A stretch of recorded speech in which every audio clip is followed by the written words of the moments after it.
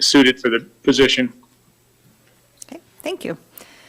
What interests you most about the Kodiak community and becoming the manager for the Kodiak Island Borough? The Kodiak Island Drummers, but I'm afraid they're probably not in working anymore. I really enjoyed visiting Kodiak in the past. I like being on coastal Alaska. I've never really, I don't think I've ever applied for anything. It's been interior. And it fits me. I've always been around marine environment. I grew up on the Mississippi River and then spent, like I say, quite a bit of time in Alaska and commercial fish and did all these different things. So it has the characteristics of those communities that I've enjoyed so far. All right. Managing personnel in a municipal office is a substantial component of the borough manager's job. What does a healthy municipal office culture look like to you? And what steps and human resource policies have you implemented to ensure a healthy workplace culture? Oh, I've done so much in this area. I've got a lot of letters of recommendation. I've got comments on social media that I got in the last year or two, which reflect my ability to keep a very productive and satisfied work crew. I've done all the typical things where we've rewritten personnel manuals and went into the pay and making sure that you're making market with pay on numerous occasions. I've done a lot of unusual things to keep people motivated, and I guess just tossing things out here roughly. I believe that in water cooler talk. I mean, I believe that there's a lot to be said for people going in and spending a few minutes and slowing down and talking to other departments. So often I find local governments, they have offices in different places and they don't ever connect very much. And so I like to make sure that they bring them together. Let's see, one time I had complete dysfunction at the city of Petersburg. And, one of the things the council wanted me to do is to kind of get them to be a team again.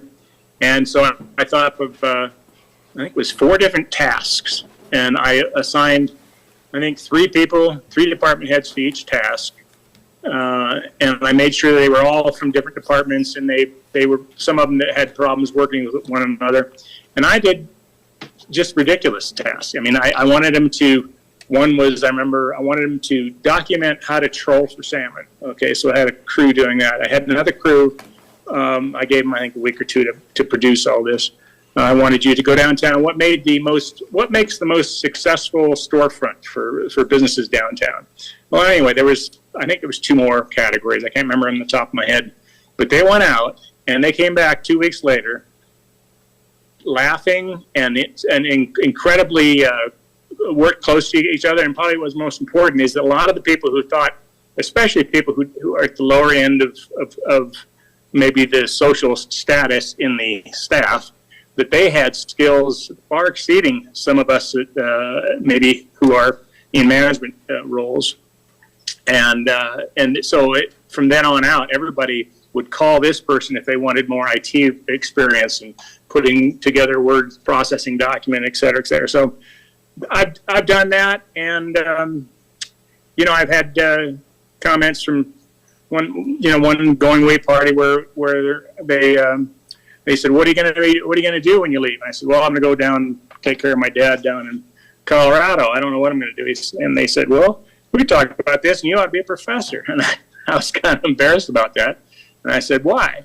And they said, well, because you're always showing us there's lots of different ways to accomplish a problem, lots of different ways to solve a problem. There's not just don't get stuck in one rut. And I was really proud of that, because if I had somebody say something about my management style, that's something I would love to have them say, because my father was that way with me as well. So I guess that's just a little tidbit, but I can provide ample. I've never had a problem with staff. I've always had them become great teams and actually good friends through my tenure. The manager begins the budget process by creating a draft budget. Tell us about the most recent process you used to create a draft budget. What worked well and what did not work well? Well, I looked at your budget a little bit, and I've asked some of the questions I'd have if there's any time at the end to ask you. But I don't know if these committees and these other groups create their own budgets for their area, because you have lots of different, you call them funds, but they're more like accounts within a fund, like the general fund, et cetera, et cetera. And so I don't know exactly what you've been used to, but essentially, each department head drafts their own budget.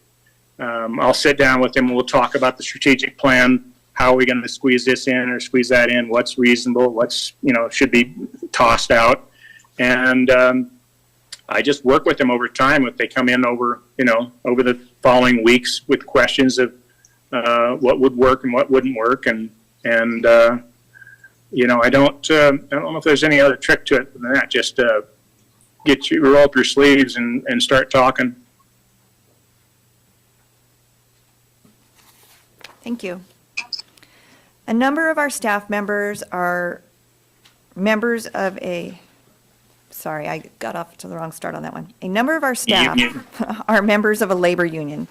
Tell us about a recent experience you've had at the negotiating table. How would you describe your labor negotiation strategy?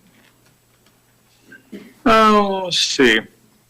I've been fortunate that I've never had to have too many of those. Cordova was a great team. They didn't ever try to split management away from staff. Everybody was a team working. In Petersburg, we had a problem. We had at least 2 unions, and we had, I think the police wanted to form a third one. So it was pretty contentious, and I don't know if I did any wonderful tricks with it, but I was able to accomplish what the council wanted and what the union wanted to make them happy in the end, I guess, with the thing. They come in usually with absolutely rip, snort, and tear and thrust. At least that was the way it was in Petersburg. And I realize what they're trying to do and elicit divisions, et cetera. And I've done well throughout my entire life with working with people. I have a degree in psychology and biology, but I've done lots of group therapy things and group negotiating. I've studied sales and negotiations, and so they weren't really able to get me upset, and I just stayed with the pattern, and that's about it. So. The Borough Assembly sets policy, and the Borough Manager is responsible for implementing it. Talk about a recent experience you've had when this relationship went well and one where the relationship broke down. How did these experiences inform how you view the relationship between the manager and the Assembly?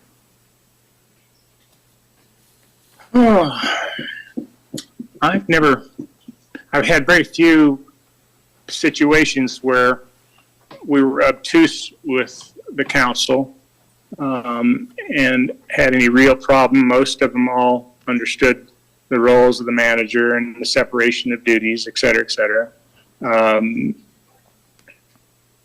I suppose there were times at Rifle where staff members were surprised the council didn't want to do this or didn't want to do that, and I'd say, well, they have the right to. That's their, whether it makes sense or not, that's what they have the right to do that. So I've had some grumblings before, but once they realize, that they need to give their best advice on things, and if the council goes that route, that's great. If they don't, that's that's fine as well. I'm trying to think. There are sometimes where you have council members or committee members or et cetera try to extend themselves into the budget. And again, I think I asked the question about how far do some of the committees in Kodiak get into developing their own budget. And I've had situations where they've overstepped their bounds. In Cordova, I had a situation like that once. But it's again, I stay a steady route. I've been doing this for so long that nothing surprises me. You can't shock me. You can't upset me. What's the saying? I think I've got it posted on my wall over here. It basically says, if you're right, you have no need to be angry. If you're wrong, you have no right to be angry. And so I keep that in my mind all the time. There's really no reason to be angry and to ramp up any emotions. You usually just work with people, and once they realize that you're sincere and you're doing the typical things you need to do to make them realize that you're listening to them, they'll usually calm down and see the reason. The borough's responsibilities include planning and zoning, property assessment and taxation, support for the Kodiak Island Borough School District, managing borough-owned lands and facilities. Tell us about some experience you've had with managing multiple different responsibilities, especially when dealing with competing priorities. Oh, it's again, you have to look at my resume. I've had jobs with so many different departments and responsibilities, and all of them had a responsibility with the hospital, although Skagway was a clinic. I've had some like Petersburg, where we're in charge of the people, the power plant for the island, and so that there's not a department or a field of endeavor that I haven't had, and had numerous areas of expertise that people were in and departments that were in. I mean, with a borough typically, and I know you guys talked about consolidating with the city, but I've been with cities that do both of the chores, and I formed the borough in Petersburg, helped get it formed, and it includes every myriad of responsibility, including, as you know, there's some of the state responsibilities that maybe we don't have a local officer for the state patrol or something, and you get certain duties off of that. But anyway, so I've had a great deal of experience with lots of different cities. I can go to any expertise or area you're concerned about, or you wonder how you would know about this or that, and I could expound upon what I know, what my education is on it, how many different places, et cetera, et cetera. So I've done all the things that you mentioned. All the places have land. Cordova, we did a great deal of land sales and trading, et cetera, to maximize our holdings that are certainly along the harbor, et cetera, et cetera. I've done all the taxation stuff is very common for any of these places if you have that responsibility. So I'm trying to think what else I mentioned, but everything you mentioned, just on those alone, I've had numerous experiences. So The borough works with local, village, and tribal governments, as well as with the state of Alaska and in Washington, D.C.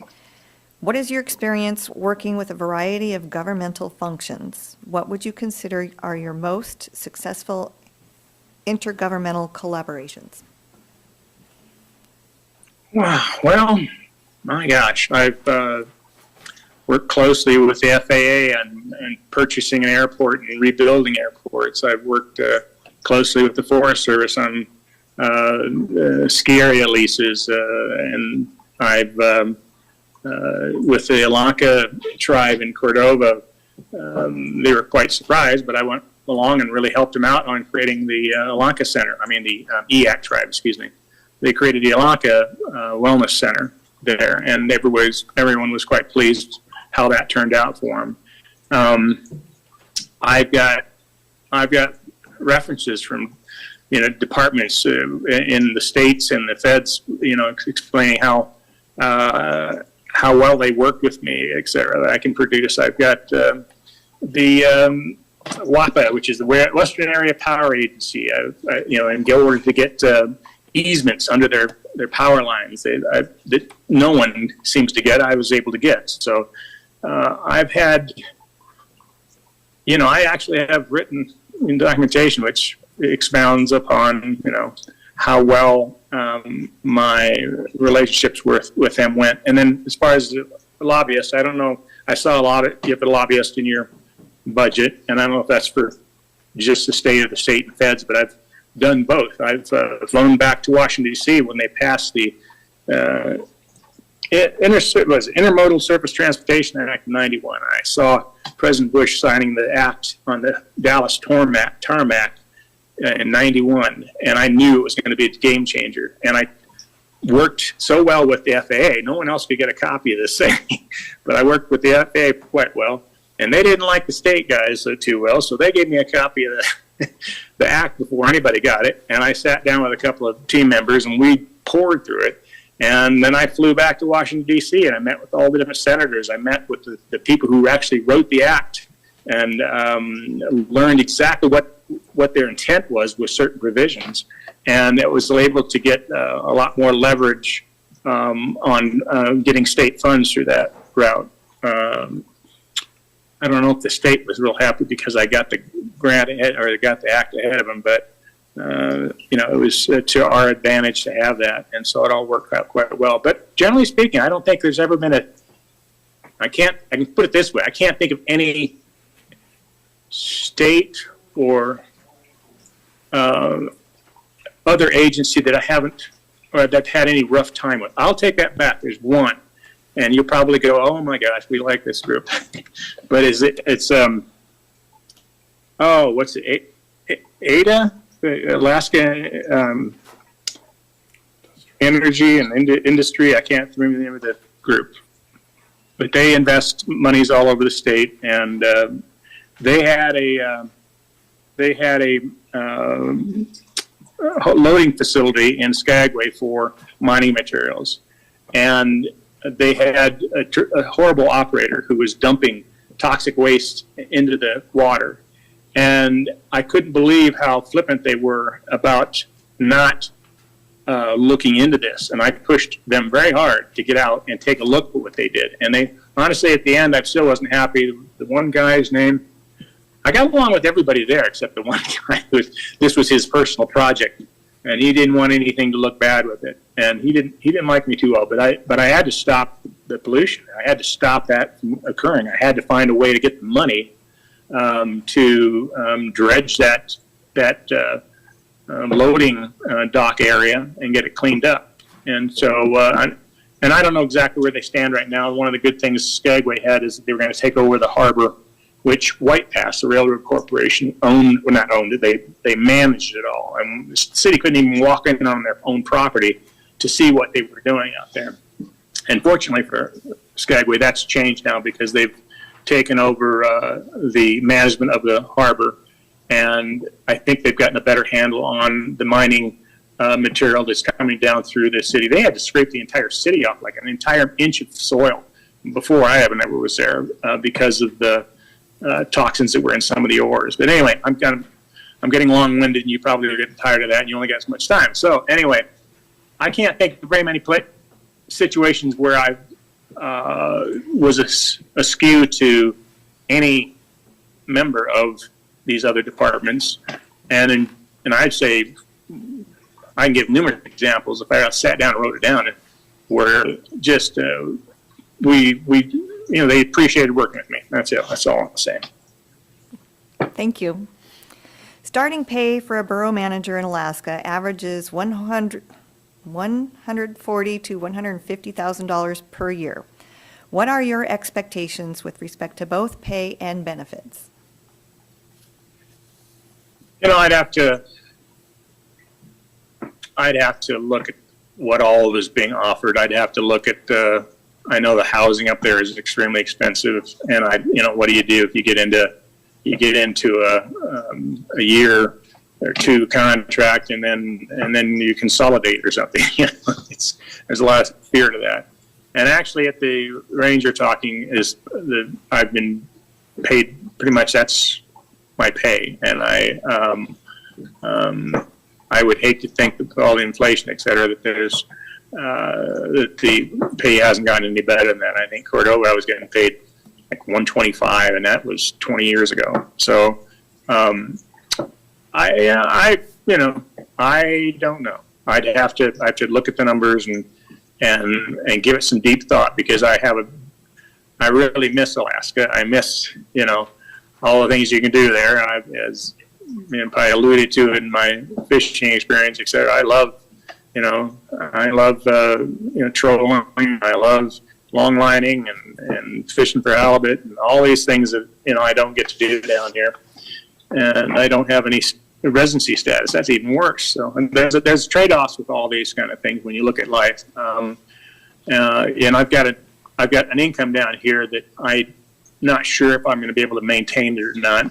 And that has an effect I got to add up. But I didn't really know where your pay range was, because it seemed to me I saw something in your advertisement sometime in the summer or fall, and I thought it was more than that.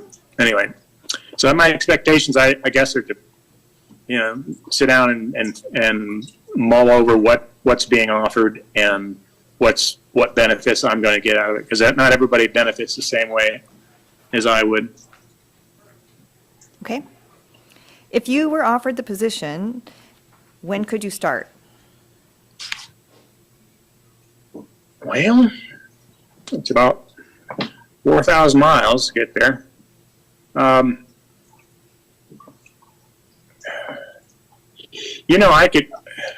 I can almost start within weeks if I can then take a break and come down and get a load and bring it up there. And because there's lots of things that I would want to have with me.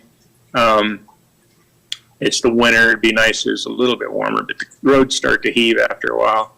So I don't know. I can move pretty quickly, but ultimately I don't want to be sitting there, with just a few items and, I don't have my gear, I guess. So that's the answer I'll give. Okay, now it's your turn. Do you have any questions for us? Yes, somewhere here. I just got the wrong page. I'm on my phone, so it might look a little bit awkward here, but my son's $5,000 computer, for some reason, wouldn't load Zoom. So, all right, let me see. The hospital's under you, but you have obviously a hospital board and hospital administration. Is that correct? We own the hospital facility, but we do not manage or do any administration. They come to you for money, though, at times, Well, or problems. we Yeah. have a lease agreement in effect. The borough handles major maintenance. Okay. You know what size the hospital is, how many beds it is, or anything? I don't know that. Does anybody? Okay. I'll go quickly on. The consolidation thing does worry me. I noticed a few weeks ago that they had another meeting that started back up again, or to revisit it after the holidays are gone. And my opinion that it may make perfect sense. I did a study for the state of Alaska or state of Colorado on privatization of services, and I can see how combining the services can be quite effective. I'm a bit concerned, of course, then, who's going to be the manager? You work yourself out of a job. And I would probably give very honest opinions if I got up there and I'd lose my job, because the guy at the city is probably going to be the manager. So I've got some concerns about that. How real do you feel that is? Is that something more of a push from the city, or is that something within your ranks that you really feel strongly about?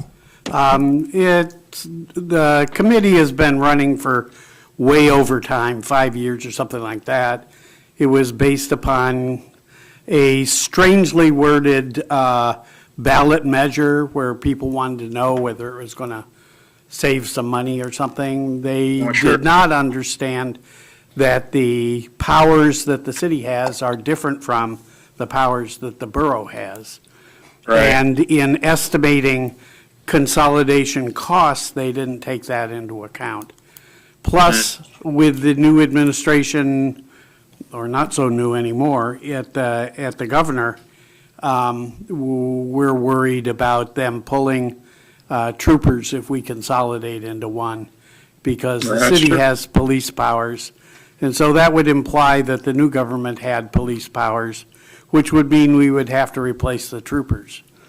And maybe the So courts, too. the assembly has decided to close out the committee, I think, so All right, okay. it's done. Okay. Anybody, okay. Any other questions? Okay. All right. Well, I think we've got a pretty good idea of what we're looking for. So, I think these various communities around the island, how are they represented? Is there somebody that goes out there, or do they come in and meet with you guys? Or, I mean, how do they get involved with your affairs? So the different villages meet amongst themselves. They have a rural leadership forum once a year where they get together and talk about their issues. We try to include their projects on our capital improvement project list when it goes up to our legislatures. Sometimes the communications are really good and sometimes the communications are a little bit strained. So that's right. just a constant project that we're working on. It has been in the past. We have some assembly members that have been on the assembly several times throughout the years. And we used to have assembly members be assigned to different villages, and there's positives and negatives to that as well. So we're always looking on ways to improve our communications with them, especially when we're looking at doing stuff to their schools and the different powers that we have that affect them. So we the manager does do visits. I am looking at going out to one of the villages with the manager here in the next couple of weeks. So we do go out and visit, so they understand the facilities that are out there. Okay. I said this earlier, but with these various boards and service meetings, et cetera, the people that are on the boards, do they develop their budget, and do they control their budget, or is this something that the staff still develops for them, and then the staff does make the decisions over the funds that are in there and the activities? The boards for this certain, we call them service areas. In order for the borough to provide certain services, it has to go before a vote of the affected residents. For those service areas, we have some road service areas, we have some fire service areas, we have street lighting. The boards of those committees are encouraged to put together their own budget, and then it's reviewed by staff and coordinated, and then approved by the assembly ultimately. And then is there many disagreements if there's somehow they want to spend the money in a certain way, and it's something that staff thinks, well, that's bad money on, good money for bad on a certain situation. I mean, there may, is it a good relationship with these people? I mean, are they, what I consider good government is reasonable people reasoning together? Is that, I mean, is it just, or is there contention or a lot of that? I would say that there's a good working relationship between the service area boards and staff, and for the most part, the assembly. Certainly, there's going to be occasions when there's disagreement. There's processes to bring those forward and work them through. You have volunteer firemen? Is that how most of it's staffed? Yes, we have Volunteer? we have one fire chief who is a paid employee. We have 2 fire stations. They're both served by volunteer firefighters. Okay. All right. And then I didn't see anything about law enforcement, so I suppose the city takes up a great deal of that. Is that correct? That's correct. The borough has no law enforcement powers or abilities. Okay. You're probably tired of me asking questions. I've got a few more, but there are things I could ask later if we go further. But I appreciate your time, and hope I answered your questions. If you have doubts or questions about anything that's in my resume, get a hold of me. I can probably send you stuff to confirm about any of that. Okay, thank you. Does anybody have any clarification or follow-up questions? Hi, Joe Delgado here. I see in your resume when you were at Skagway, you say you guys changed the political model from reactionary to being proactive. And I'd like to hear a little bit more about that and perhaps an example. Thank you.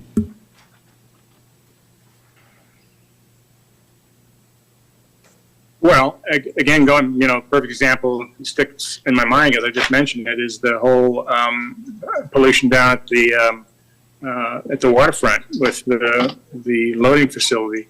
And I think because they feared the power that the White Pass had over their port and the cruise ships and this mining, that they just were going to, They'll wait till the thing gets polluted and then they're going to react to it rather than going out there and start talking about it now to try to avoid these situations.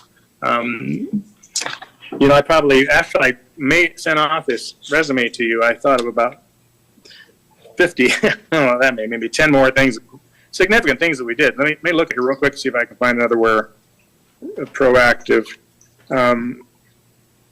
Is like waiting for, housing is a big issue, and you can just sit around and wait for somebody else to solve the problem or for things to work out, but or you can proactively go out there and try to create more housing. And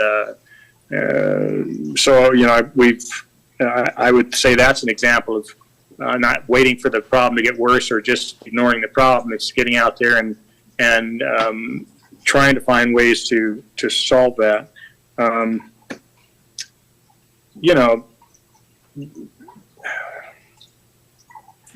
Well, I'd spend more time looking through my list here to come up with things, but I think probably the more important thing on top in Skagway is that they had $35 million. They had 1,000 people there. It's $35,000 per person. And you imagine your population if you had that kind of money. They had so much money that they could do everything, or they thought. And I had to get them to think that, well, you can do anything you want. You just can't do everything.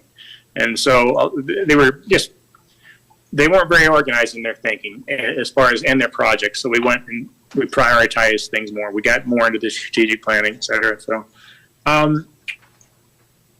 I think those are just some good examples where we start thinking ahead of time rather than waiting for it to shut us down. Thank you. Appreciate your responses. Thank you for spending time with us today. You're fading out on me. Sorry, I was thanking you for participating today. Thank you very much. We're going to let you go, and I will be in touch soon. All right. You have a great day. Thanks, you too. Yeah. Bye-bye. Bye. We are going to take a break until right before the next interview at 12:15. We'll be back at 12:15.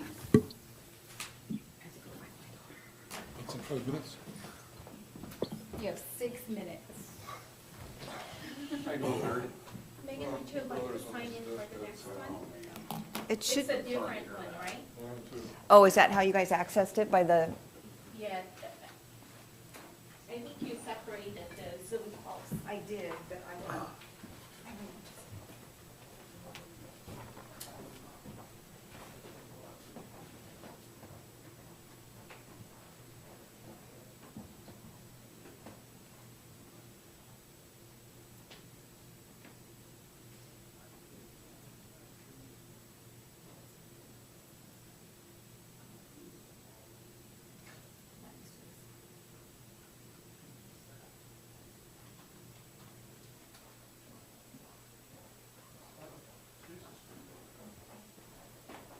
I'm gonna reach up for you real quick and pass my quarter.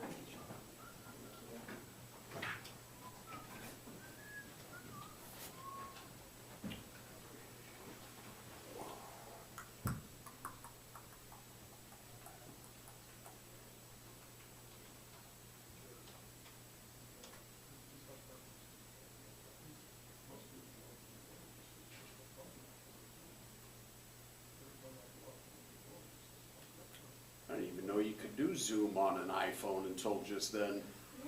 Man.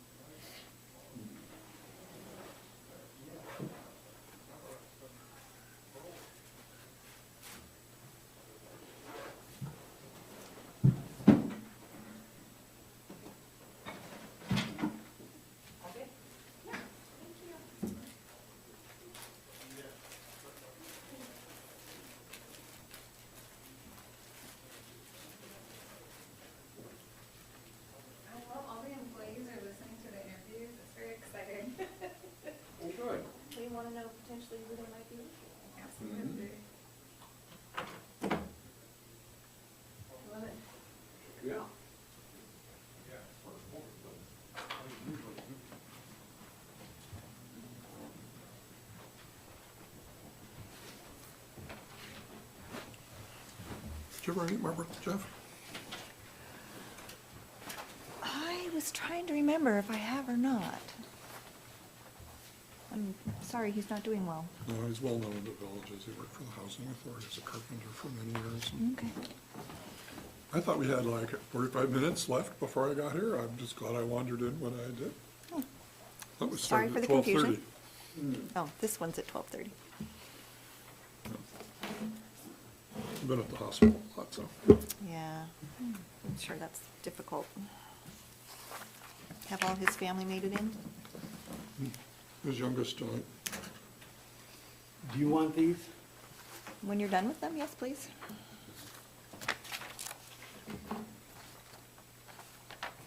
I never write much on those.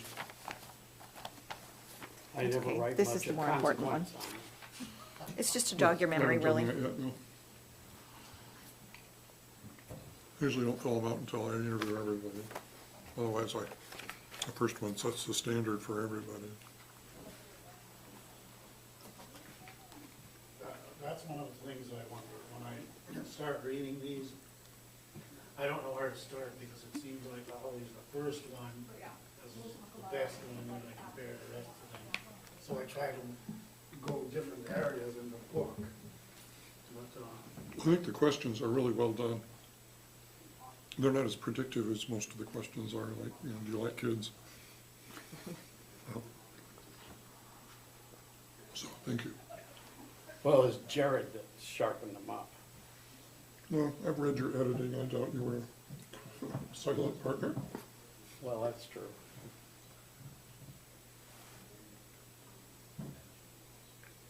I do enjoy a good edit.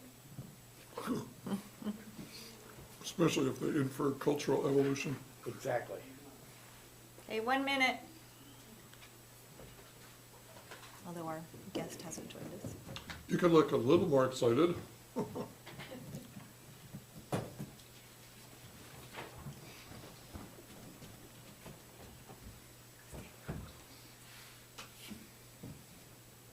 More sugar. Where's our, I mean, you can look at it as sugar, or you can look at it as vitamins. Health food, yeah. Your choice. Definitely, yeah. Report to me today that we have the strongest management group in the entire city. There's approximately 450 employees in the city and a proportionate number of managers. And I say that to them and to our admin group that, none of us are, it's likely that none of us are the very best at what we do, but together we are the best at what we do. And I think building that standard that I'm not going to do everything perfect and I'm going to make mistakes, but I also need to know that, or you need to know that, that I will augment your deficiencies, but I need you to augment my deficiencies. Building that culture that we are a team and we will succeed and fail as a team has been critically important and something that we have established in my current operation. Was there a second part to that question? No, I think you No. answered it unless there's any Oh. follow-up questions. I think you asked, what does it look like? I think what it looks like is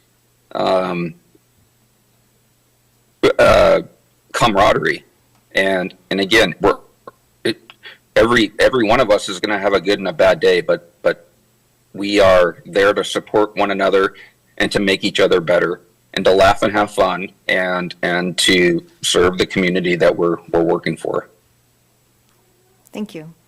In detail, outline the process you follow to monitor personnel performance and identify opportunities for advancement, training, and development. Another area that I'm very proud of. We previously would bring in new staff and they would go through their probationary period and as the deputy director, I had no contact with the individual. I had very little interaction with the individual. The individual's manager had a little bit more than I had, but still, we there was a gap in information, there was a gap in observation, and a gap in assessment. So we created every month we do a check-in. We meet with our new employees every single month, and it's an opportunity for us to share our observations. It's an opportunity for the employee to share their observations, and then when it comes time for the 6-month or 12-month evaluation period, nothing should be a surprise to the employee. Everything should be put out on the table, the good, the bad, and the ugly. And I think what that has done is where previously we were constantly talking about expectations, but in a very, it routinely came up, but it came up in, there was no consistency of when or how it came up. This provides a forum, the way that we do it provides a forum for expectations to be reiterated. And so, we can determine if the employee is a fit for the organization, and the employee can determine if we're a fit for them. In terms of advancement, I tend to look at people that I tend to hope that I hire smart people, and people have talents that they cannot put down, they cannot articulate on a resume, they cannot articulate in a cover letter, and generally speaking, they don't articulate during an interview. And through time, you find what these people's talents are. I've been a big advocate that, and that comment is specifically or most directly directed at veterans who might come to work for us. People have a lot of skill, and because they're not putting it down, opportunities that we have within the organization, sometimes the individuals that I'm talking about are looked over because, well, they don't have it down on paper. But I believe that the best interview is what we do every day at work, and that's what's preparing us, and that's the message I send to our HR, and that's the message that's kind of the how do I say it? That's the I want people to know that they're interviewing every day for their next higher position. Thank you. You're welcome. The manager begins the budget process by creating a draft budget. Tell us about the most recent process you used to create a draft budget. What worked well and what did not work well? I'm a fan of, external communication did not work well amongst other departments. And I'm probably included in that too, but I'll start there. What worked very well is I'm a fan of the zero-based budgeting process. And the reason why I'm a fan of that is because it does not rely so heavily on the prior year's assumptions. It forces me and the managers and whomever else is putting the budget together to think of what are conditions today. Conditions today are different than they were yesterday. At the end of the budget, the numbers might be, you might have budgeted $10 for fuel last year, and it ends up at $10, a total of $10 for fuel this year. But so often, the nuances that happen from year to year change, and it forces us to really dive into I guess the details of what's going on today, as opposed to what went on a year and a half ago when we put last year's budget together. So I'm a fan of the zero-based budget. Internal communication within the organization, I think, was the biggest hindrance, or that didn't work well. What worked very well was the communication and the consistency that my group of managers that report to me, we started our budget process, and we have a biennium budget, so a 2-year budget. We started in February, and we met every week, and we start small. And I told the managers from the very get-go that we're going to start big. So if you want a spaceship or if you want a rocket, put it down, and we will whittle it down and as time goes on. And so every week we met from February until, gosh, I think I turned it in September. And, naturally during that period, so much changed as well. So, yeah. Okay.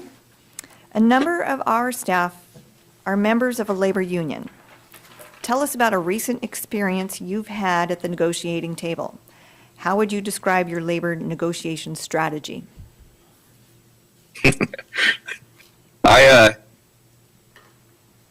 I think it's good, but other people might not like it. I have developed a really healthy relationship with our bargaining group. It did not start that way. It was miserable to begin with. I had directions from my superiors, and that were different when I first got into this role, and the directions I were provided were not what the bargaining group were accustomed to. So I had the privilege of working through that, and especially with the business reps and the shop stewards, it was pretty bad. Today, I'll tell you that we have a very, very strong, healthy relationship. A couple years ago, we implemented a monthly meeting called a team building meeting, where assumptions and rumors and there is nothing off the table except for personnel action.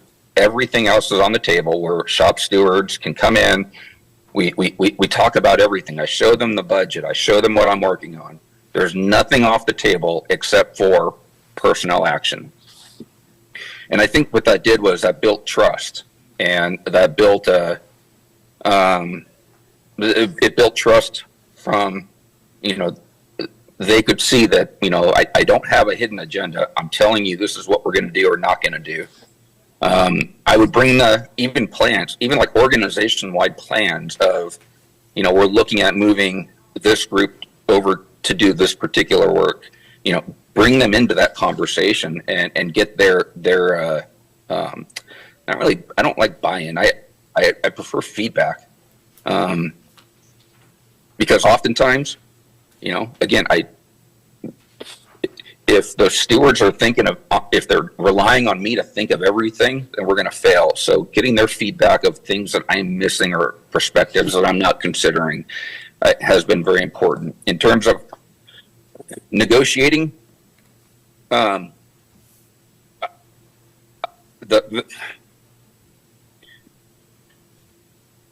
we went through a negotiation, and I think at the end of 21, and when it was all said and done, I met with HR, and I told HR that we're going to lose good people to neighboring cities if we don't relook at our salary, and we don't, look at it maybe from a different angle. I know we just signed the contract, but maybe let's look at it and let's maybe reevaluate.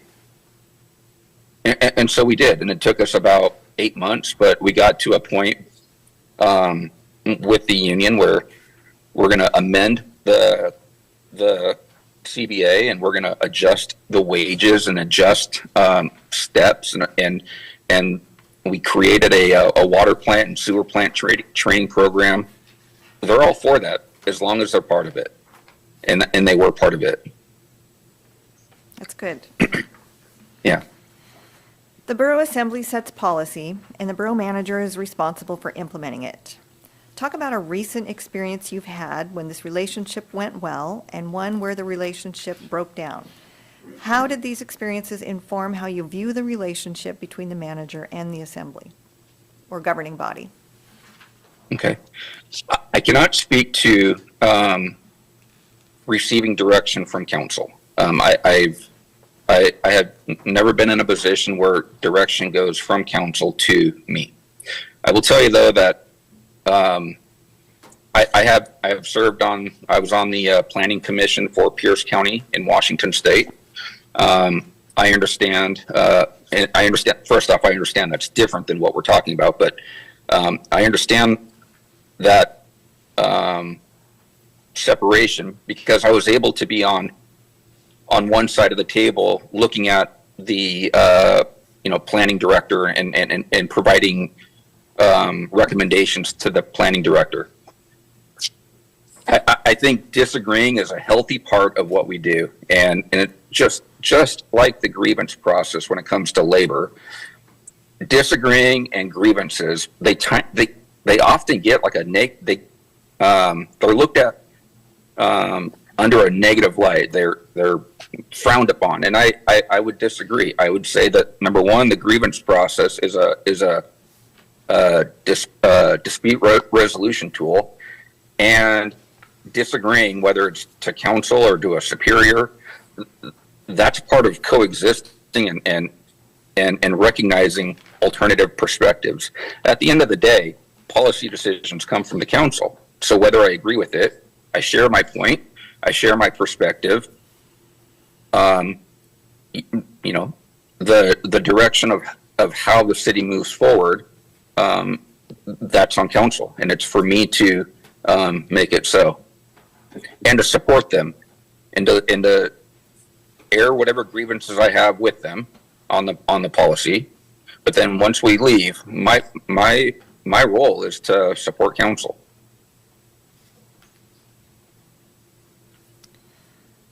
The borough's responsibilities include planning and zoning, property assessment and taxation, support for the Kodiak Island Borough School District, managing borough-owned lands and facilities, among other things.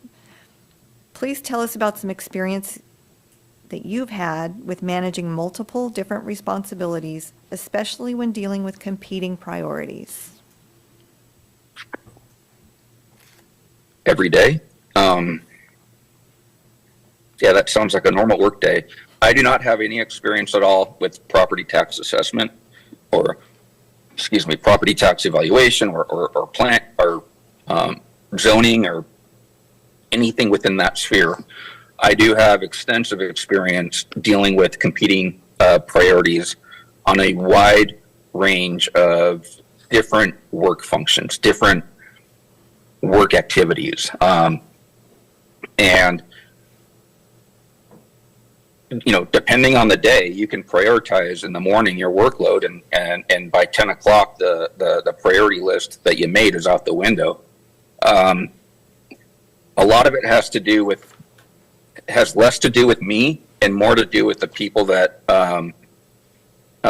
either report to or that I support. So, I depend on my subordinate managers to be able to put out the different fires that might come up. But I also look to my director for guidance. What is the priority? These are the issues. What is your priority? This is what I think. What is your priority? But communication upward and communication downward, I think, is the key. And that's the only way that you're going to get it done. And then once you communicate it down, you have to trust that the subject matter experts are doing it. I'm not a subject matter expert in any of those things, but really I'm not a subject matter expert in anything that I'm doing right now either. The borough works with local, village, and tribal governments, as well as the state of Alaska and Washington, D.C. What is your experience working with such a variety of governmental functions? What would you consider your most successful intergovernmental collaboration? Well, this is going to be pretty non-impressive. I know that. I don't have the opportunity to work with the tribal governments or any tribal governments.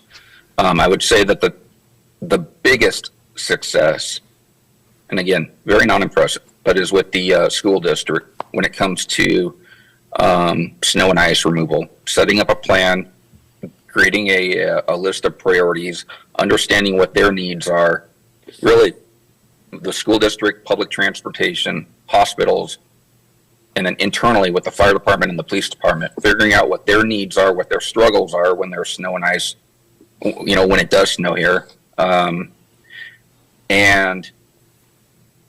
then having that be a basis for whatever snow and ice removal plan we create.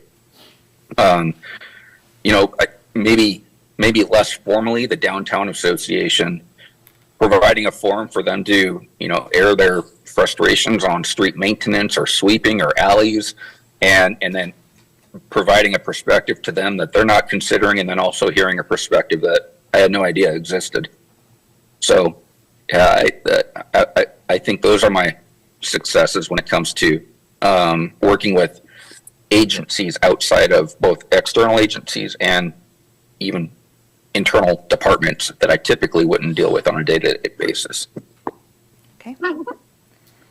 Starting pay for a borough manager in Alaska averages $140,000 to $150,000 per year. What are your expectations with respect to both pay and benefits?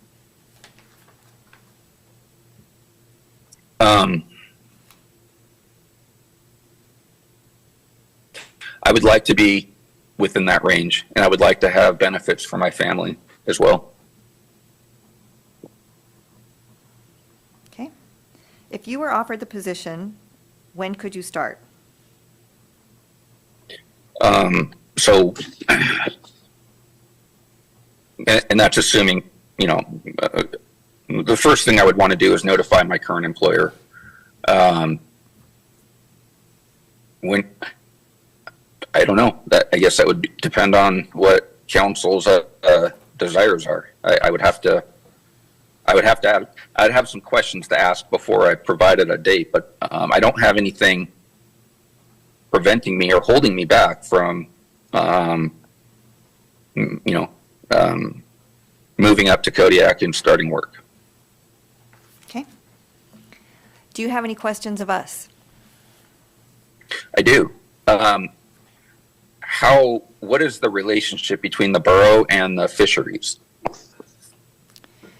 The fisheries are regulated by the state and/or federal agencies. So the borough receives some severance taxes, but does not interact directly within the fishery programs. Okay. From what I understand, there are approximately 5 cities and 2 unincorporated areas outside of Kodiak proper. How are those communities, how are their concerns shared with the government side or the organization? Each of those smaller communities, most of them have a second-class city government within their community, plus they also have tribal governments within their communities. So their community is, self-managed by those two, but then they also interact with the borough government as a regional government in various ways. There is a community forum that occurs on a regular basis, and we have tried various means for interacting on different levels. There used to be a mayor's conference for each of the communities to come into town and interact.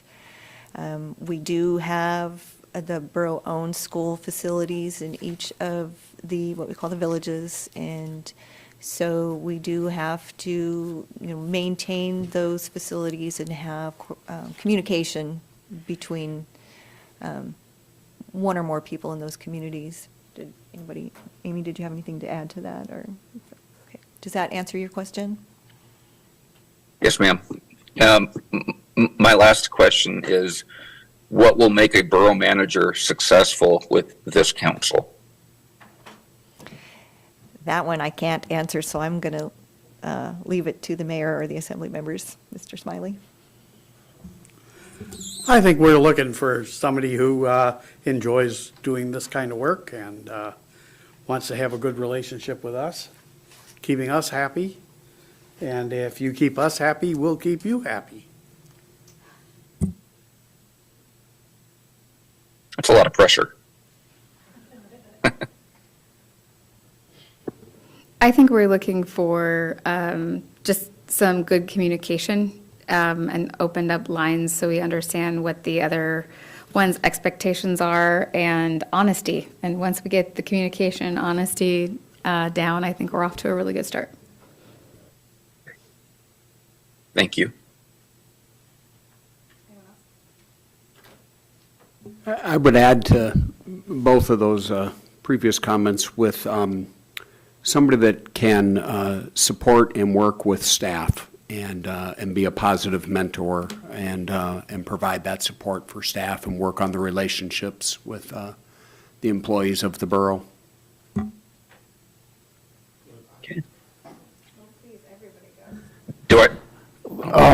I'm from one of the villages around Kodiak, from Uzinki, actually, and one thing that would be would be good for me and us would be to have a good working relationship with the, between the villages and the manager, the borough as a whole, so continuing on that way would be important. Thank you. Hello, my name is Larry Ledoux, and the Borough Assembly is essentially defined by law and practice to be laypeople. The manager, I would like to see, uses present-day circumstances to plan for the future. Always looking toward the future with what we're doing now. And also, secondly, I would like a manager that makes Kodiak their home, where they become an integral part of the community and learns to love it the way we do, and is always trying to make it a better place to live, to raise kids, to retire, and to enjoy life. So it's both.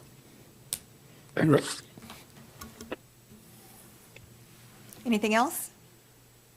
Well, if I have time, I just thought of a question. The Coast Guard base employs about 1,000 people. Does that seem accurate?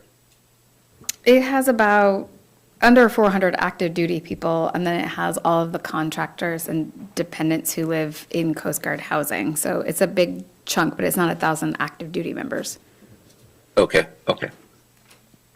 And the relationship, from what I understand, it's a healthy relationship between the borough and the base. Yes, I think that both the commanding officers of the air station and the base are very active in our local government. They served on our Emergency Services Council during the COVID pandemic, and they participate in different events throughout town. They're very active and open with what the Coast Guard plans are out there. Tell them why. I know this because I'm a Coast Guard veteran myself, and my husband just retired after 24 years of service, so we keep up to date on that stuff. Thank you for your service. I think one of the first questions that was asked of me is why Kodiak, or some version of that. And, there are a lot of municipalities in Alaska that are looking for a city manager, borough manager, city, some executive level manager to manage the day-to-day operations of a city. And I'll tell you that, and I've looked at a lot of them, but one of the draws for me on Kodiak Island was the military presence, the Coast Guard base. My father's retired Coast Guard. I'm retired Army, and having that, gosh, I don't know what the right word would be, but that camaraderie, that familiarity of military lifestyle or military presence was very intriguing to me, and so yeah, that's a very that's part of the draw for me, is that Coast Guard base. There's also Navy SEALs here, too. Oh, well, not everybody's perfect. Jared, did you have any comments that you'd like to make? Oh, no, thank you. Okay, thank you. Any other questions or comments from the assembly? I don't see any. Thank you so much for sharing your time with us today. It was great for a chance to get to know you. And with that, we'll probably close out for the day. Very good. Thank you for your time. Thank Thank you you. very much. Okay, bye. Can I get a motion to adjourn, please? Move to adjourn. All in favor? Oh, yes, thank you, Mr. Smith, with your second. I jumped the gun. All in favor? Aye. Thank Aye. you. The next Borough Assembly meeting will be a special meeting tomorrow in which we will have another interview. And Nova, will you remind me of what time that starts? Is it 12:30? 12:15. So we'll be back tomorrow afternoon. Thank you.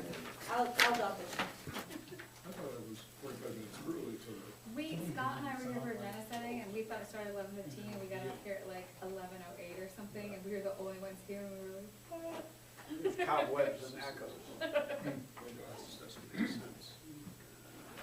Well, Amy,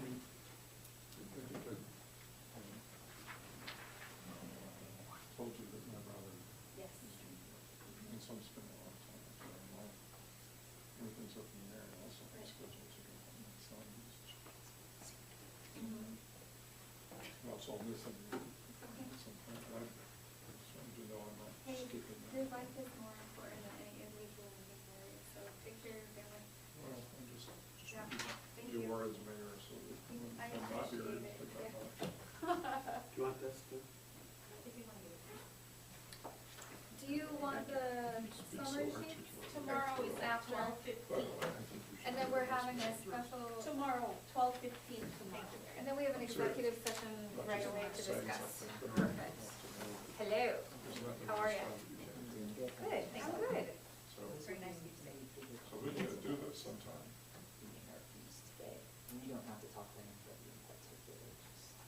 It's just exciting to see people, record away. It's just, we're excited to be in the process again of interviewing people. We are very thankful for Dave Conrad's interim service, and I think he's excited to get back to his regular job.